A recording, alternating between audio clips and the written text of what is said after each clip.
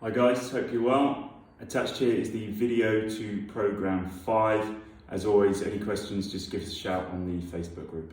Session A.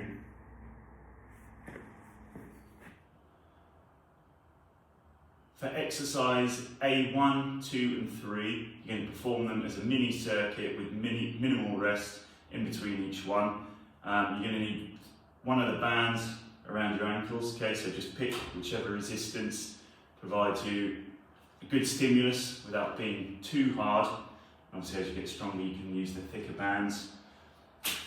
And exercise A1 is going to be banded walkouts. So similar to like we did on the other program, we had it around the knee, this time around the ankle. Same position, okay, quarter squat position, slightly bent forwards, flat back, and then we're just stepping out and across.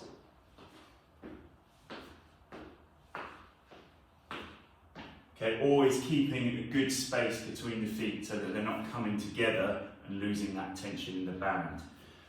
From there, you're just going to move the band so it's in this position, okay, so over the feet, okay, banded knee drives.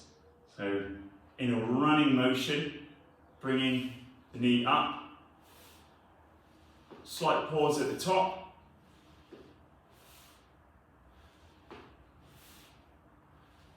and then obviously just change leg once you've done the prescribed reps. And then next one, A3, is going to be a bird dog.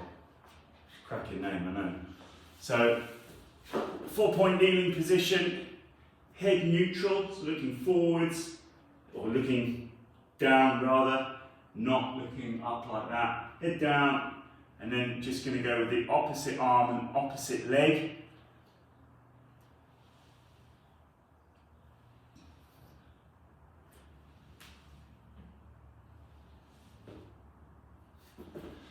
Okay, so with that one, keeping flat back, really extending that leg out to activate the glutes and the arm out.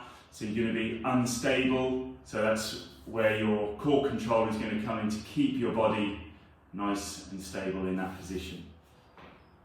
Exercise B1 is going to be a standard squat, but this time we're going to add a calf raise at the top. And remember, you can add any external load that you like, whether it be a Bergen, you've got a sledgehammer lying around, weight vest, whatever. Okay, so standard squat, and then up onto the toes, slight pause at the top of each one of those. Okay, so you're really activating those calf muscles at the top of the rep. Exercise B2, which you're going to go into from there, is the side plank, but with a reach through. Not a reach around, a reach through. So, hips are up, okay, from this position, reaching through, slight rotation of the body, and then reaching back.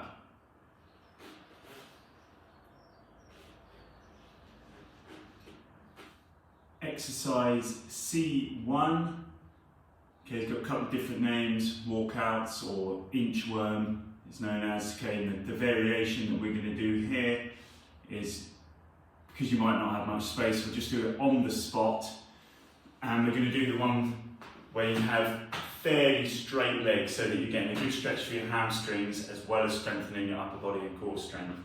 So for this one, just set yourself up, feet either hip width, shoulder width, or even slightly wider if you're not too flexible in the hamstrings.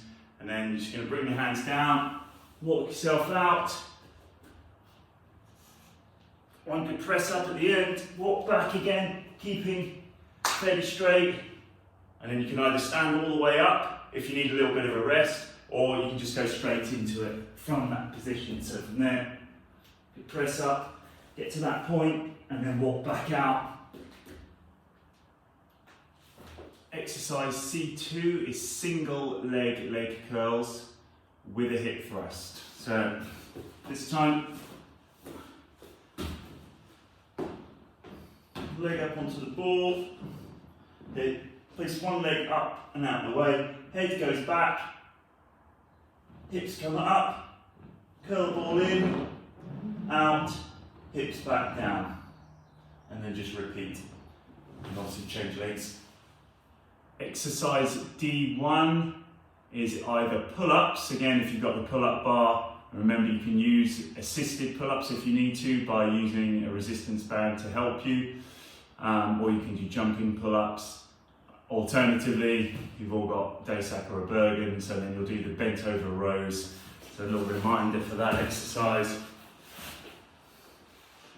Hinging forwards at the hips, neutral spine, head looking forward.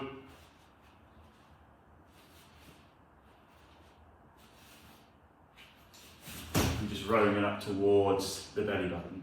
Exercise D2 is our ball plank circles. And plank position.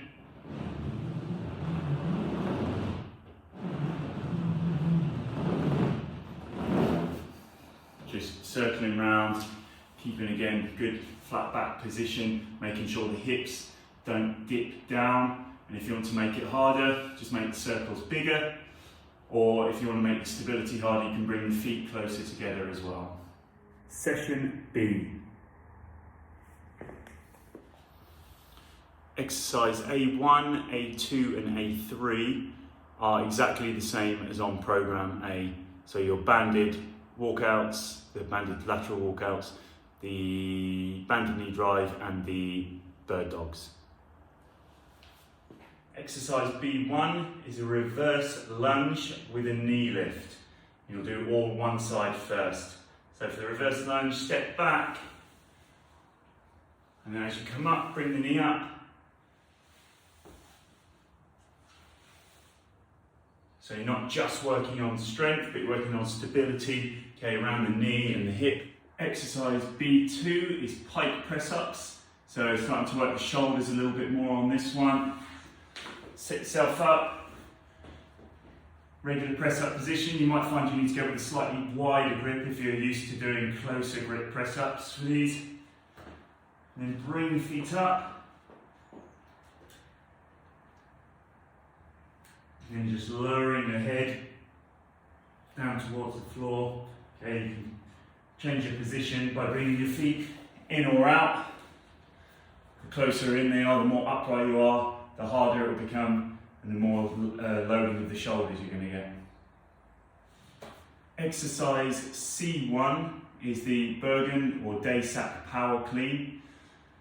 Another exercise that unlikely to see in a traditional running program. Okay, but the reason I'm including this in there is I've seen it a fair few times before where even at the start line of a race, people have pulled their back or muscle in their neck whilst just putting their Bergen on. So, okay, we want to be nice and proficient and easy, strong enough that we're basically manhandling the weight of our Day-Sack throughout this event.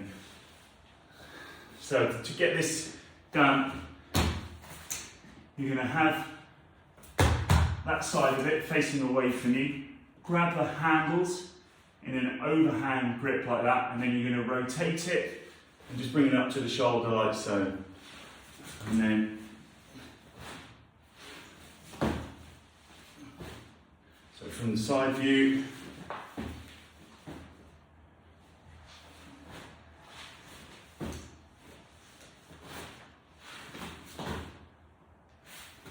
exercise C2 is the standard side plank on the forearm with the leg raised. So you've done plenty of these by now.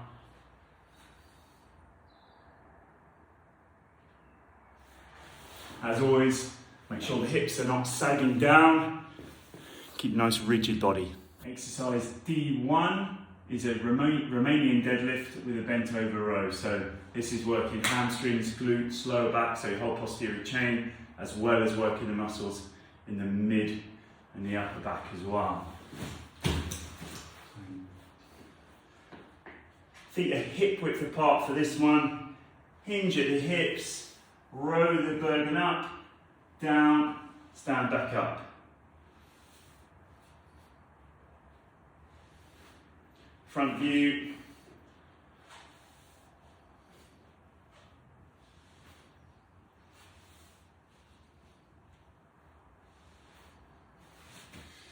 Exercise D2 are knee tucks with your feet on the ball. So for this one,